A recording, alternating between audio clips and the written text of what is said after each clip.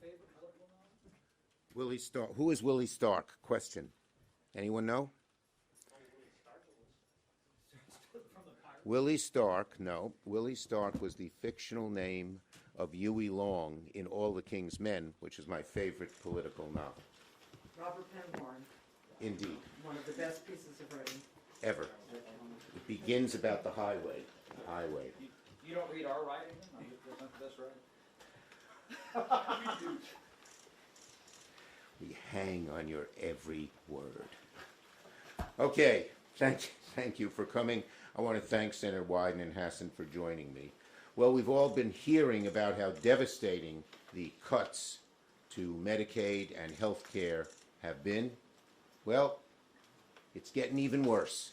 The more you look at the bill, at the House bill, the worse it gets. CBO is about to announce that it could go from 13.7 million people who would lose their coverage up to as many as 16 million. And new calculations will show that even Medicare is under the knife. So this is health care across the board. It is, of course, Medicaid, as important as that is. It is ACA. It is private insurance, which is going to skyrocket. It's everything that is terrible. So the news got even worse when you thought it couldn't get much worse. The bottom line is very simple. People with this bill, tens of millions who would otherwise qualify for health care benefits, would be mummified in new red tape, shortened enrollment periods, higher premiums, and weaker coverage. People will fall through the cracks and get phased out of coverage in the coming years. Death by 1,000 paper cuts. That's the intention of the Republican bill. And we all know one thing. Donald Trump is just lying about the bill. Lying about the bill. Well, here's the We Are All Going to Die Act. It says nearly 14 million, it's 16 million, getting closer to 16 million according to CBO's numbers, we've been told. 11 million people cut off from affordable food, tax cuts for billionaires. We're all going to die, Bill. And that shows the callousness of this Republican majority in the House and the Republican majority in the Senate. Repeal and replace, it's that by another name. That by another name. And just don't take my word for it. Look at Senate Republicans. We heard what Joni Ernst said. We're all going to die. How about John Kennedy? Not the former John Kennedy president, but our present Senator John Kennedy. He said, I'm not worried about people losing their health care. We remember the great Commerce Secretary Lutnick. Well, if my mom missed a payment on Social Security, it wouldn't matter. Of course, they have a billionaire son-in-law. But when Joni Ernst said people will die, she summed up the callousness of the whole Republican majority in terms of people's health. And health is our greatest gift. Despite the lies that Republicans have been telling Americans and maybe themselves, there's a cold, harsh reality that this bill is just tax breaks for the ultra-wealthy, paid for by gutting health care for up to 16 million Americans. And by the way, small business owners are going to see their premiums skyrocket. You know how many people, I believe at the end of the day, because so many hospitals will close or lay off people, that I believe it could be, certainly hundreds of thousands and maybe even over 1 million people losing their jobs. This is across-the-board disaster for the American people. Now, Donald Trump is trying to lie about it.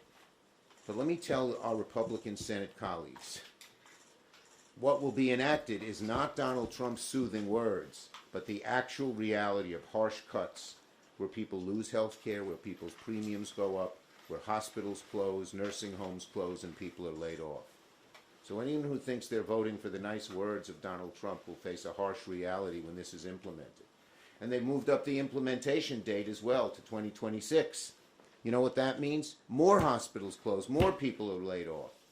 Healthcare providers don't get any time to try and adjust to the harsh reality that Republican House members and Republican senators want to impose on them.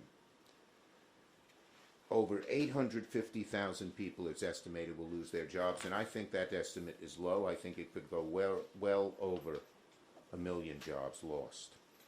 Over 10 million people who signed up for their insurance during the last month are healthy young people. Their costs are going to go up much higher. It affects the babies, it affects the kids, it affects the young people starting out with families, it affects the elderly. Across the board, it is just terrible.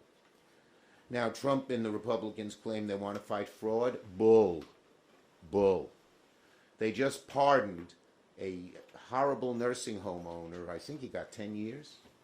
I don't remember, but he got a big, long sentence, who committed fraud by taking money from the doctors and the nurses and the aides in his nursing home.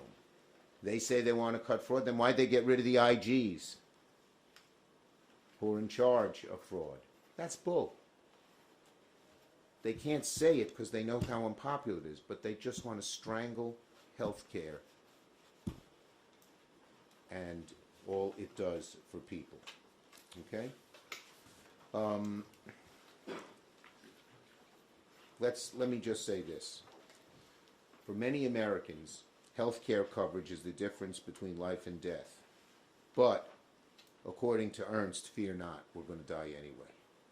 Tell that. The American people have heard it. Let me be clear, Democrats are ready. We are ready to fight. We are doubling down. We're ready to show Americans what's really at stake here, because this fight won't be won in just the Capitol. As Abe Lincoln said, public sentiment is everything. And when public sentiment hears about this, we're all going to die act, they're going to hate it. And they're going to tell their senators they hate it. And if the senators think they can get away with a yes vote and explain it, they're sadly mistaken. The cuts are too deep, the cuts are too real, the cuts are too devastating for people. Okay? And finally, why are they doing all this? Why are they being so mean? Why are they being so cruel? And why are they being so politically tin-eared at best, suicidal at worst? All to give tax breaks to billionaires. They are in total obeisance, Donald Trump is, and his colleagues are, to the small group of very wealthy, greedy people who say, I don't care what you do to everyone else, cut my taxes. And, by the way, get rid of any regulations. Senator Wyden. Thank you very much, Mr. Leader, and let me pick up on where the leader stopped. The legislation has rapidly become an anti-senior bill, and let me walk you through why that's the case. 1 million low-income seniors are going to see their Medicare premiums go up by nearly $200 a month. The bill makes nursing homes less safe for frail seniors because it rolls back safety standards. For example, Mehmet Oz somehow thinks that AI is going to take care of everything that seniors need in rest homes. We pointed out to him that's not going to help an 85-year-old who's up in the middle of the night and has to make the way to the bathroom. The bill's going to hurt hundreds of thousands of seniors by reducing services for those who count on Medicaid to lose care at home. And then the American people have heard some things about Medicaid in this bill and being so harmful. They're going to also learn that this bill would trigger $500 billion in Medicare cuts. This is going to hurt rural hospitals like a wrecking ball. Now, if you're an older person in America, this is also going to come on top of the Trump administration backing away from efforts to lower prescription drug costs. And we feel that this is a hugely big mistake. We work very hard to get the power to negotiate more affordable medicine for seniors. And all these cuts in senior programs that I've mentioned they come on top of the Trump message to seniors, we're not really much interested in holding down your costs of medicine. Now, as the leader touched on, the latest numbers from CBO released 2 hours ago make it clear that there are going to be more than $1 trillion in cuts to Americans' health care. And we do expect to hear later today that even more Americans are going to be losing their health insurance than the initial estimates from the nonpartisan Budget Office have disclosed. But I do think that the American people want to know what's actually going on, and particularly for the seniors, who I've known since my days when I was director of the Gray Panthers. They have a right to know what incredibly harmful provisions are in the text of this legislation as of now. There's been some discussion about Medicaid, but you all, and I'm a journalist kid, can now go out and tell the elderly of this country how this bill is going to affect them, because they have a right to know and they aren't going to like it. This morally bankrupt bill boils down to a simple equation, as the leader touched on. Health care cuts for Americans walking on an economic tightrope is what this bill is all about, and it's going to be paid for by extra tax breaks for the ultra-wealthy. Senator Hassan and I are members of the Finance Committee. You can be sure we'll be fighting this every step of the way. And as the leader noted, we are going to use every single tool at our disposal to fight this. I don't think the Republicans even want to talk about the specifics. The three of us, the leader and I, have our roots in the Finance Committee. We remember the days when Republicans wanted to go into the Finance Committee and have markup. They don't want to go into the Finance Committee and have markups because they don't want to talk about all the health care cuts they're hitting people with. So Senator Schumer, our leader, and Senator Hassan, very pleased to be with both of you. Thank you. Thank you, leader. Well, good afternoon. Great Senator Hassan, one of our leaders on health care. Bravo. Well, thank you, Leader Schumer. Thank you, Chairman Wyden, Ranking Member Wyden, for your remarks and for your leadership. Thank you all for being here this afternoon. Look, President Trump and congressional Republicans continue to push forward a bill that gives more tax breaks to billionaires and corporate special interests, paid for by trillions being added to the national debt, paid for by taking health care coverage away from 36,000 Granite Staters and millions of Americans, and triggering nearly $500 billion in cuts to Medicare. Just last week, I met with Granite Staters, including in New Hampshire's rural North Country, and I heard about what will truly be a devastating impact that these health care cuts will have on both the people who need health care and on the ability of providers who want to serve patients to keep their doors open. Kadisha, a young mother in Nashua, New Hampshire, in the southern part of the state, talked to me about the services that her son with autism gets because he has Medicaid coverage. Occupational therapy, physical therapy, behavioral therapy. He's making great progress. All of that is now at risk because of this bill. Now, Medicaid can be the difference between life or death for people and families, the difference between getting care for diabetes, for addiction, or cancer, or having these diseases go untreated. And seniors across our state have paid into Medicare their entire working lives based on the promise that the Medicare system will provide health care for them when they retire.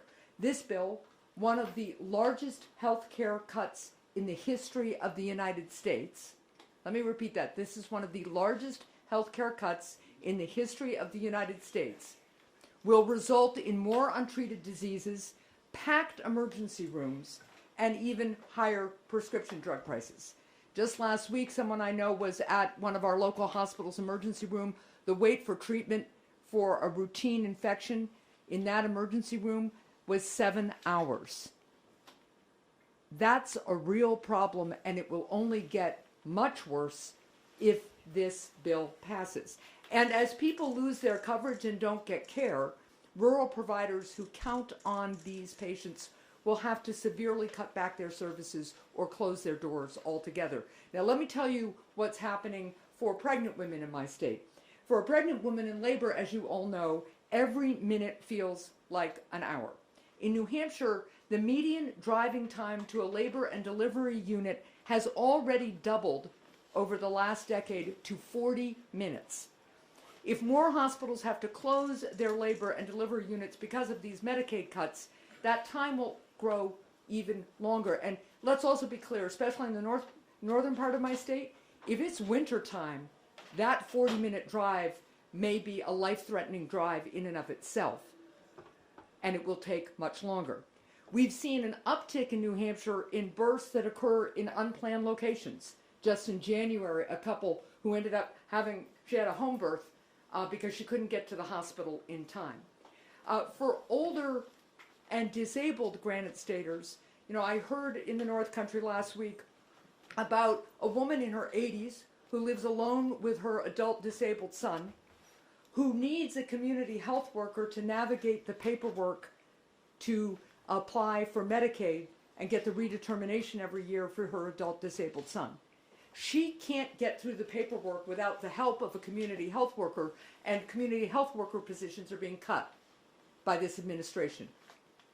So these new rules will have real impacts on people like my constituent who I just described and her disabled son. The bottom line here is clear. If congressional Republicans and Donald Trump get their way and pass their bill to give billionaires and corporate special interests more tax breaks at the expense of the middle class, more people will get sick, health providers will be impacted, our economy will be weakened, and families will be hurt. And last thing, I want to remind people that my colleagues and I, on both sides of the aisle, have, in fact, put forward a number of bipartisan proposals to lower health care costs. There's real work to be done in this area. But if my Republican colleagues are willing to abandon their dangerous partisan bill, we could actually do this work together and actually lower costs, healthcare costs, for our constituents.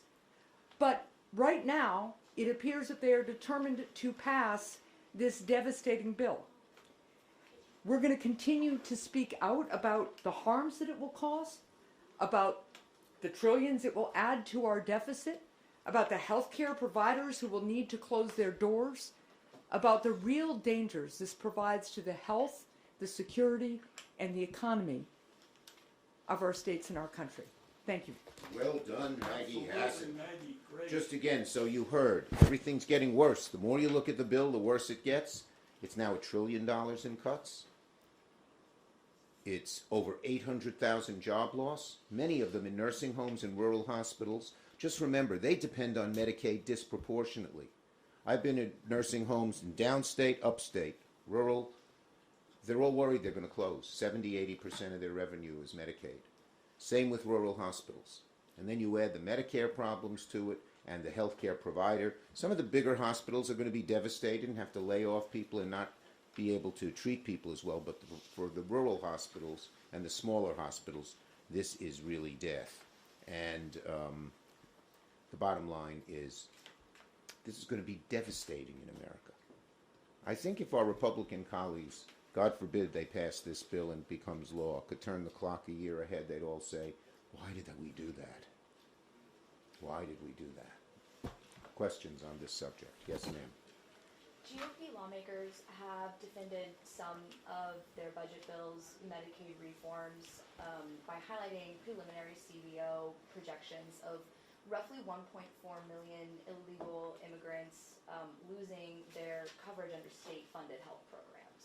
Is reducing federal Medicaid payments to states that provide coverage to undocumented immigrants a reform that you would support? The bottom line is this overall bill is so awful. If they want to aim, if they got some specific issues, aim it. Don't just do a meat axe or a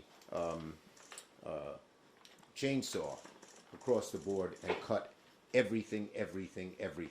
I don't know if their numbers are accurate. These are GOP numbers, but it doesn't matter. The bottom line is this goes way beyond even what they're talking about and hurts everybody. Next question. Next question. Considering Elon Musk's robust opposition to this bill and the fact that he has not returned the call of the Speaker of the House, according to the Speaker, would you try to bring him into the fold to help kill this bill in the Senate? He's not my cup of tea, to put it mildly, but Republicans are already listening to him. They're already listening to him. You've heard some of the right-wing groups uplift Elon Musk against Donald Trump.